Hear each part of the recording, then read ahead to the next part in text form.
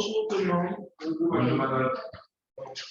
Aujourd'hui, on va éviter l'erreur que j'ai eu à faire hier par rapport à l'enregistrement. Peut-être programmer pour faire les enregistrements de 30 minutes. Non plus, après c'est lourd et ça prend du temps.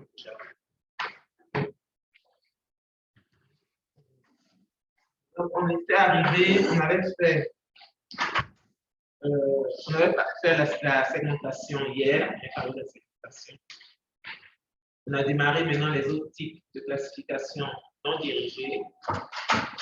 Et on a vu la hiérarchisation ascendante. On disait que les images correspondaient aux petits-enfants. Donc, il fallait retrouver les parents. C'est pour ça qu'on parle de hiérarchisation ascendante. Et on regroupe les pixels de sorte à former les différentes classes d'intérêt. L'autre type de classification non dirigée, c'est ce qu'on appelle la classification séquentielle. Donc, en quoi elle consiste?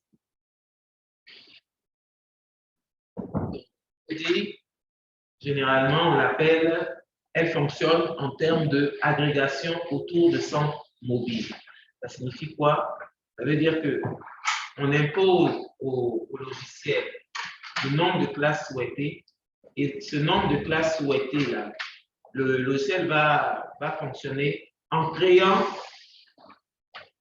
si je dis par exemple je veux 4 classes, il va créer 4 classes, donc il va choisir des niveaux de grille qui vont correspondre donc, au centre des classes et attribuer des pixels à chacune de ces classes-là et refaire le calcul pour retrouver ce qu'on appelle le centre des classes. C'est pour ça qu'on parle de centre mobile, que les centres vont changer au fur et à mesure où il intègre un pixel dans une classe particulière. On va le faire doucement.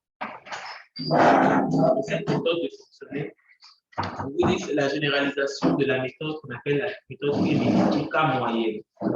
Comment elle fonctionne? Voilà les étapes. Donc, au départ, on demande à celui qui est en train de travailler d'imposer le nombre de classes. Donc, il va dire, j'en veux 4, par exemple. Le logiciel va aller en fonction de la statistique qu'il a sur l'image, puisque lui, il travaille en termes mathématiquement. Donc, il va aller voir quelle est la moyenne, combien de moyennes il voit dans l'image, et ces moyennes, il va les prendre comme les centres de classe. Donc, il va prendre de façon aléatoire, par exemple, 4 points dans mon image comme étant les centres de classe. Donc, par exemple, niveau de grille 2, niveau de grille 100, niveau de grille 50, niveau de grille 7. Voilà, c'est 4 classes. Il va prendre le premier pixel, il va vérifier à laquelle de ces classes-là le pixel peut appartenir. Donc, comme niveau de grille 51. OK? Donc, 54. Donc, il y a plus de chances à appartenir à celui au centre mobile 50 que à 5, à 100 ou à 7. Donc, il va le mettre dans la classe 50. Qu'est-ce qu'il a fait? Il va recombiner. Donc, il a fait 50 plus 54. La moyenne divisée par 2, ça devient combien maintenant? 50 plus 54 divisé par 2, ça fait quoi? Il reste quoi? Divisé par 2, ça fait 52 maintenant, non? Ça fait 104 divisé par 2, ça fait 52. Donc, le nouveau centre mobile maintenant va être 52. Donc, le nouveau centre pour cette classe sera 52. Il va prendre le deuxième pixel. Il va regarder le niveau de grille. Par exemple, je dis 100. C'est 100. Donc, il aura plus de chances d'appartenir à celui qui est 100. 100 plus 100 divisé par 2, ça fait 100. Donc, lui, il reste tel. Donc, c'est comme ça qu'il fait. À chaque fois qu'il a fait un pixel à une classe, il recalcule le centre de la classe. Donc, au départ, on se donne la métrique. La métrique, je vous ai donné les différentes, les différentes équations, les différents types de distance qu'on peut calculer. Voilà. Donc, pour une certaine équation de distance que je vais imposer au logiciel, et par exemple, calcule les distances avec la distance euclidienne. Il calcule les distances avec la distance Mahalanobis. Donc, déjà, ça, c'est intégré. Donc, ce n'est pas comme si je faisais quelque chose de super. Donc, classer les pixels selon leur distance aux classes. Ça, c'est-à-dire, il prend le premier pixel. J'ai fixé mes quatre classes. Il prend le premier pixel. Il regarde lequel, en termes de niveau de grille, est le plus proche de ces classes-là. Il affecte. Dans ça, il parle de calculer les distances. Donc, classer les pixels selon leur distance au centre.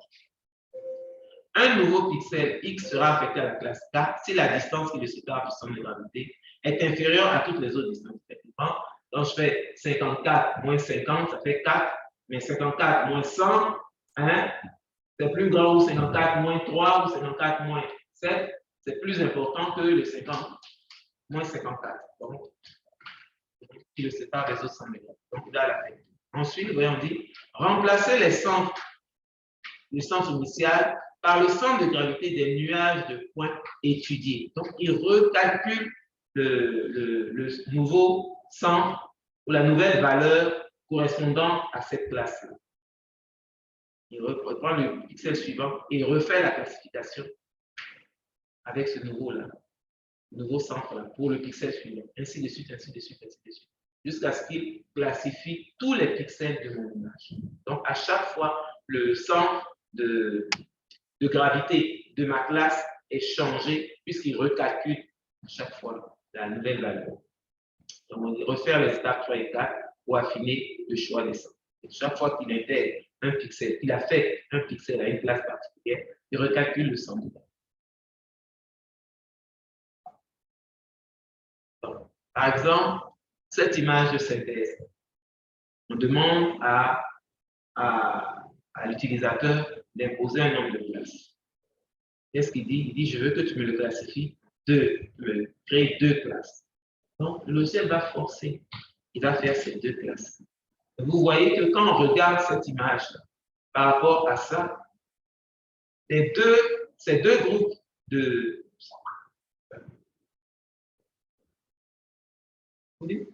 Je n'ai pas activé mon laser.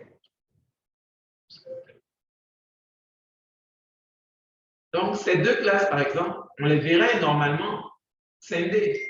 Or, du fait que je lui ai dit 2 classes, il a forcé le résultat, donc il les a mis ensemble. Donc, ça, on vous parle de fusion injustifiée. A priori, quand je vois comment mes points sont répartis, ce groupe de points-là devrait être séparé de ce groupe de points-là. Mais il a forcé, donc il a fait une fusion injustifiée par rapport à mes choix. Là, l'utilisateur dit qu'il veut 4 classes. Donc, qu'est-ce qu'il a fait? Même chose. Il a forcé le résultat. Il a créé les 4 classes. Et ici, ce qui analyse dit, là, par exemple, les pixels, là, il a en fait divisé en 2 classes, alors que tout devrait être ensemble. Donc là, il y a eu une division injustifiée.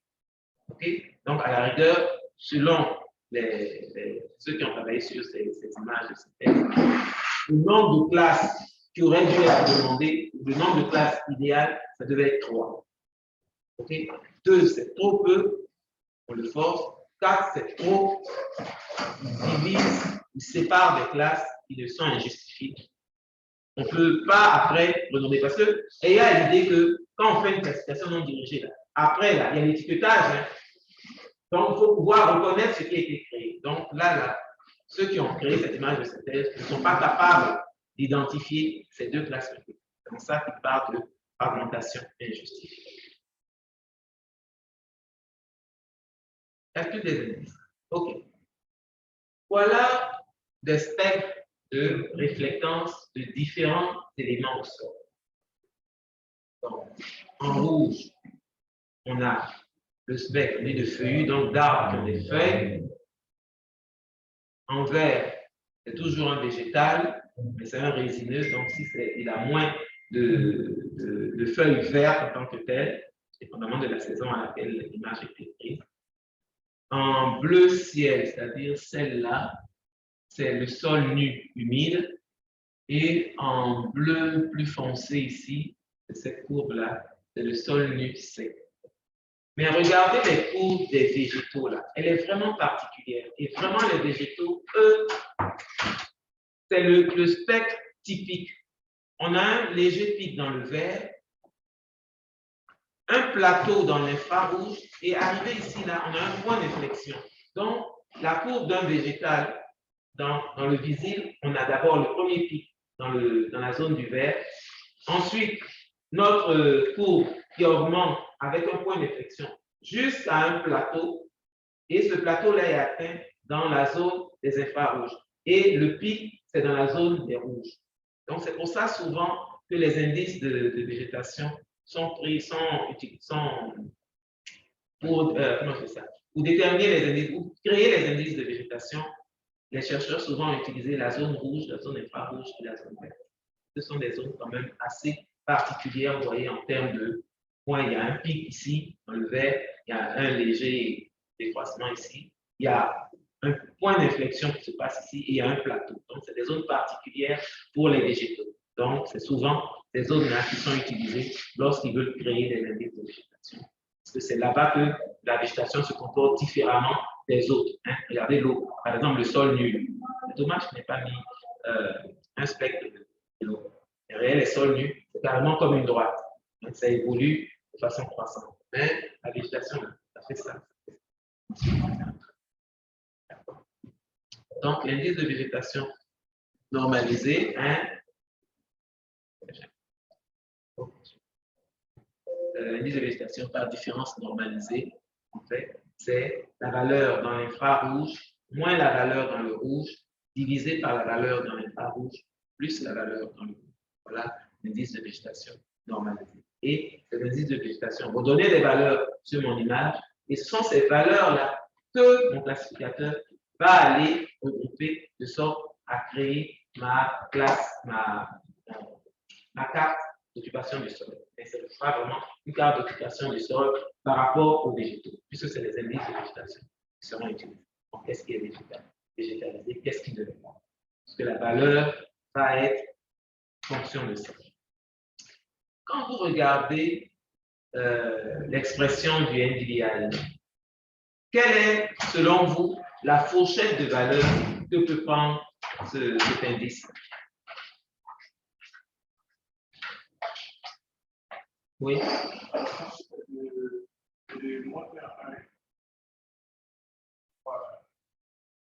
De 0 à 1. D'accord? Ça va pour tout le monde? Ça va pour tout le monde? Que les valeurs qui seront là vont être entre 0 et 1. Parce que regardez, le dénominateur est plus grand que le numérateur. Puisque le dénominateur, c'est un plus, tandis que le numérateur, c'est un moins. D'accord? Donc, si le dénominateur est un plus, ça veut dire que la valeur du dénominateur sera plus grande que la valeur du numérateur. Donc, ça va être des valeurs qui vont être inférieures à 0. Mais d'accord? Inférieure à 0. X divisé par Y avec Y est plus grand que X. C'est en 0 et 1. Ce qu'on va trouver sera inférieur à 0. Oui. Inférieur à 0. C'est entre 0 et 1.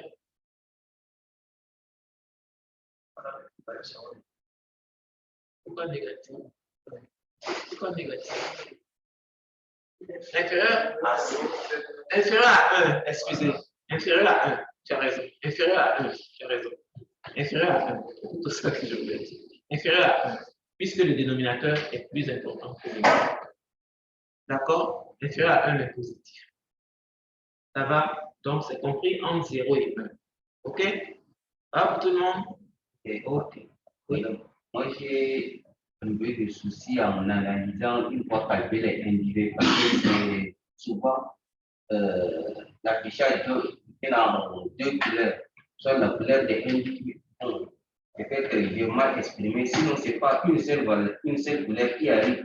Et j'ai du mal à analyser où sont maintenant les parties de la végétation et où sont maintenant les parties. Alors, toi, tu rentres dans l'analyse maintenant de ton résultat de classification. Une fois calculé les individus. Mais pas encore. On va aller par là. Votre niveau de grille. On travaille, disons qu'on travaille sur 8 bits. D'accord? On a une image qui est codée sur 8 bits. Donc, les valeurs sont entre quoi et quoi? 0 et 250. D'accord? D'accord? Valeur entière. Il n'y a pas de virgule dedans. Valeur entière. Ça va pour tout le monde? Je vais pas à pas parce que je vais vous mettre dans une situation et je vais vous voir une situation. Donc, suivez bien. Je viens de dire que, vu l'expression du NDVI, les valeurs que ça peut prendre, c'est entre 0 et 1. OK? Mon image étant codée sur Pipit, les valeurs qu'elle peut afficher, c'est de 0 à 257, mais des valeurs entières. Pas pour tout le monde. Vu ce qu'on sait des valeurs que mon NDVI va présenter, qu'est-ce qui va s'afficher?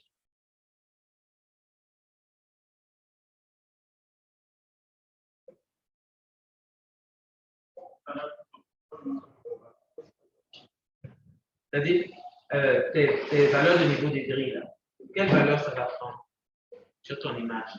Puis l'intervalle de valeurs qu'on a dit pour notre NDVI. Ça va prendre des valeurs entre 0 et 0 parce que NDVI, il est une chose, on a dit entre 0 et 1. Donc, qu'est-ce qui va s'afficher? Quelle valeur il va avoir?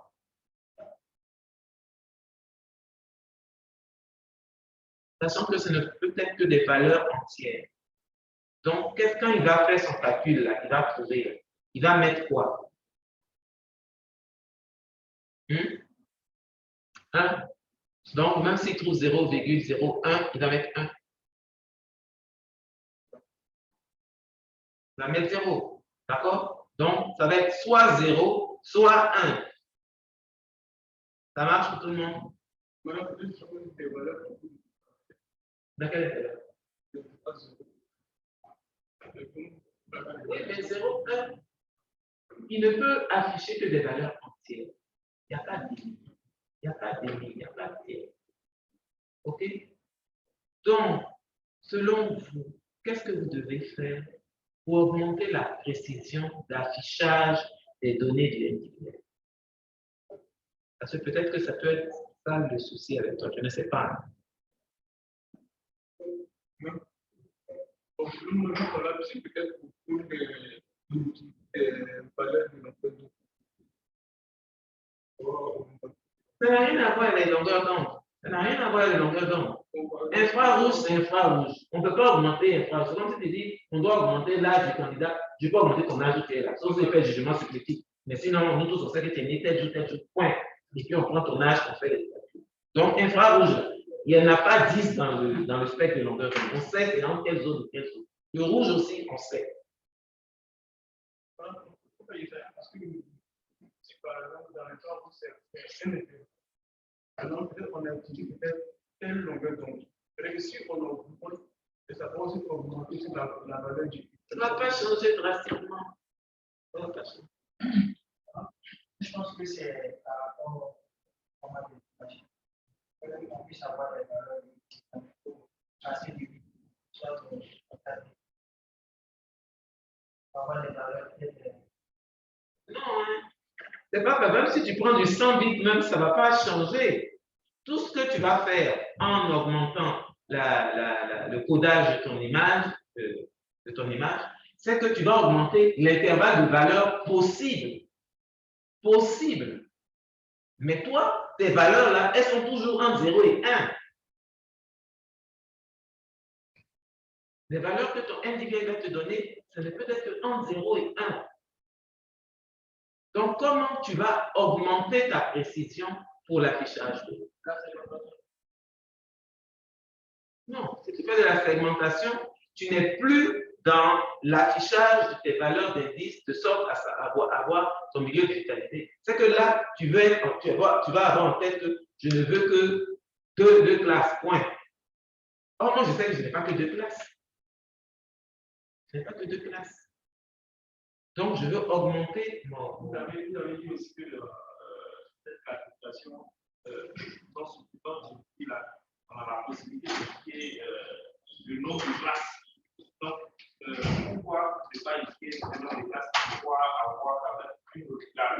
La réponse est travailles directement sur les niveaux de grille de ton image, mais là, tu ne travailles pas directement sur le niveau de grille. Tu travailles sur le résultat du calcul de tes niveaux de grille. Le niveau de stress pour le gamin. Qu'est-ce que tu appelles le niveau de stress? Pour pouvoir réduire la poussière. Mais là, ça va être du virtuel. C'est virtuellement, tu vas le voir. Mais comment l'avoir réellement dans tes, comment je dirais ça, dans tes pixels là?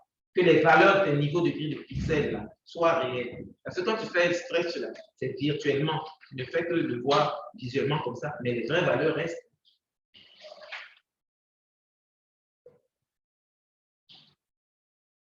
Supposons que. Oui.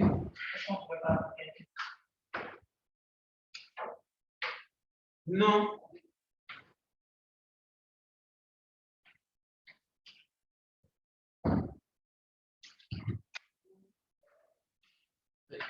Je dis, le tableau, là, vraiment, ça n'a pas été futé de l'anglais.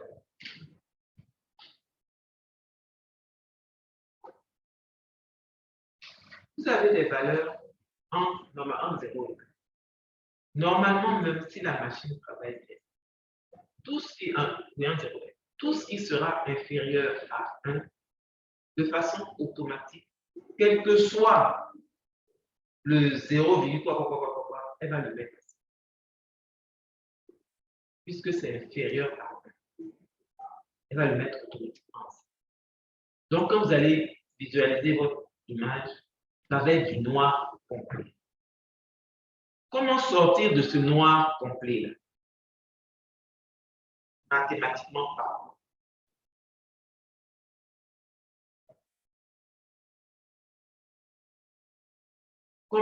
Comment afficher, au lieu d'afficher, supposons que la valeur que je trouve, c'est 0,89, un des pixels joue 0,89, et l'autre, je trouve, par exemple, 0,010.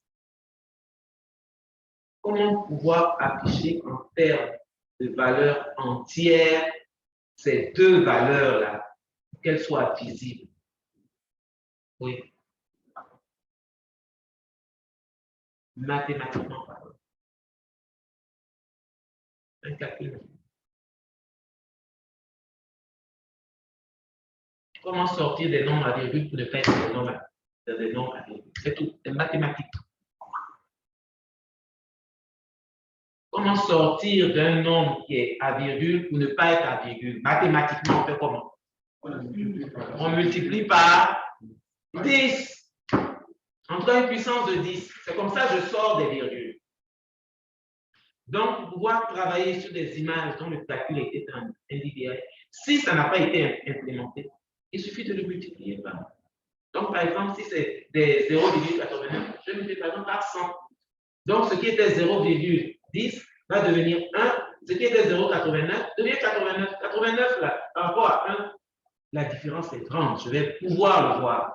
Mais 0,10 par rapport à 0,89, les deux sont 0.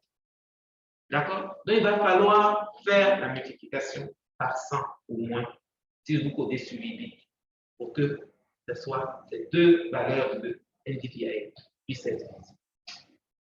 D'accord? Donc, après le calcul, ça, c'est si c'est vous qui avez la main sur votre logiciel.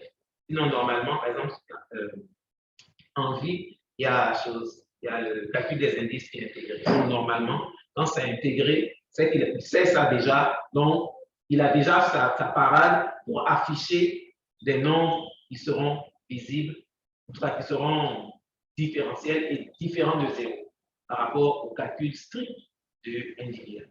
Ça marche? Après, c'est des petits trucs qui n'ont l'air de rien, mais c'est juste une petite logique. Et c'est ce qu'on vous demande. Quand vous allez voir, quand vous allez en train de faire vos travaux de master. Parfois, c'est des choses qui n'ont l'air de rien. C'est juste prendre conscience de ah, mais et si je passais par ce chemin-là, est-ce que ça pourrait? Et c'est ce que vos professeurs attendent. Hein? Vous allez chercher l'information, vous venez vous discuter. Dans la discussion, l'idée peut sortir. Donc, voilà ce qui se passe lorsque on utilise des les indices de végétation. Donc, il va calculer des valeurs. Et puis, ces valeurs-là, toi, tu dis, le souci que tu as, c'est de pouvoir dire que ça, c'est végétalisé, ça, ce n'est pas végétalisé. C'est ça? C'est ça? Bon, moi, le conseil que je te donnerais, c'est d'essayer. C'est-à-dire, si tu connais ta zone, d'accord, mais tu veux classifier à partir d'individuel, tu veux classifier en termes de très, végétation dense, végétation peu dense et tout ça. Donne-toi des intervalles de valeur. De toute façon, le logiciel, c'est avec quel logiciel? Ah, tu programmes toi-même. Dans ce cas, si tu programmes toi-même, ton intervalle, regarde l'intervalle de valeur de ton individuel. Et puis divise-le de façon, comment dire ça,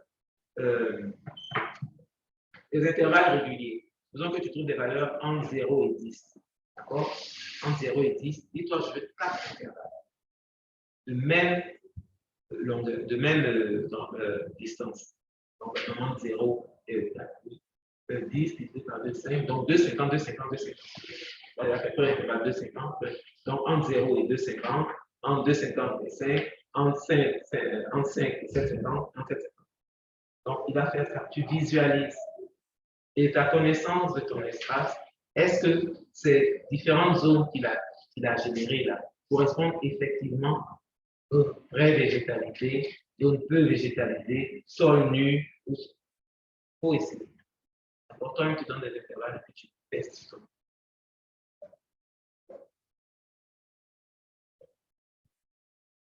Une fois qu'on a laissé le logiciel travailler et nous ramener les classes qu'il aurait générées, c'est-à-dire que le premier post-traitement obligatoire en termes de classification non dirigée, c'est l'étiquetage. C'est-à-dire qu'il va falloir aller identifier les classes qui ont été générées. Donc, créer un codage aussi de couleurs. Hein. Le codage de couleurs, c'est vraiment pour être à l'aise, comprendre si c'est la végétation, on va mettre ça en vert, si c'est de l'eau, on va mettre ça en bleu, pour que ça soit plus visible, plus qu'on appréhende mieux. Sinon, on n'a pas forcément besoin. C'est le nom identifiant qu'on donne. C'est ça qui est le plus important. Autre chose qu'on fait, c'est le lissage. En termes de lissage, ce que on le fait même en classification dirigée, c'est que souvent, puisque la technique de classification, c'est classification pixel par pixel. Donc, il prend un pixel, il regarde à laquelle des classes il doit l'attribuer, qui est la plus probable, il le met dedans. Et il va arriver des fois où, par exemple, au milieu de l'eau, vous allez faire un pixel, je ne sais pas moi, bâtiment. Peut-être une erreur, peut-être qu'il y a eu un reflet là-bas qui a fait que la réflexion, la réflectance de ce point-là a la même valeur qu'un bâtiment dans mon image. Donc, souvent, on fait un lissage, on passe une fenêtre, un filtrage, où on va aller noyer ce pixel-là avec l'environnement. On va prendre soit un filtre médian, soit un filtre majoritaire, de sorte à ce que ce filtre-là regarde l'environnement immédiat du pixel et lui donne la zone la plus probable. Donc, c'est vraiment, on parle de, généralement, on va vous dire, oui, c'est pour réduire l'effet poivre-sel, ça vous n'avez pas entendu cet effet. C'est pour réduire l'effet poivre-sel, parce que votre image, c'est comme si vous mettez du poivre, puis vous mettez du sel. Vous allez voir des points blancs au milieu du noir. Donc, c'est pour réduire cet effet. On fait le lissage et donner plus de cohérence au résultat de la classification. Hein? Oui. Autre chose qui est faite, c'est l'évaluation quantitative des résultats de la classification. Donc, en termes d'évaluation quantitative, on peut faire l'analyse factorielle ou les écarts types entre les différentes classes qui ont été générées. Ces écarts sont assez importants.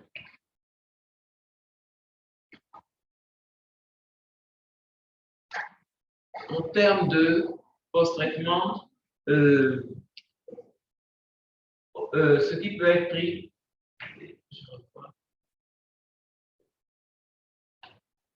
donc là, il va faire dilatation plus ouverture, de sorte à éliminer, une sorte de lissage qu'il veut faire, à éliminer les artefacts qu'il y a sur l'image. Donc, on prend les opérateurs de la morphologie mathématique. Donc, l'image qu'on avait prise pour faire la segmentation, l'image médicale. Voilà, on avait obtenu ça. Et vous voyez qu'à l'intérieur de mon image, il y a des points, des petits points rouges ici, là, qu'on ne retrouve pas sur l'image originale. Donc, il va falloir aller faire du lissage de sorte à éliminer ces éléments-là. Donc, grâce à un filtre de morphologie mathématique, on a eu à faire ça. Voilà l'image, morphologie mathématique, voilà l'image a été filtrée. Et vous voyez que tous ces petits points-là sont partis. Que véritablement les gros éléments de mon image.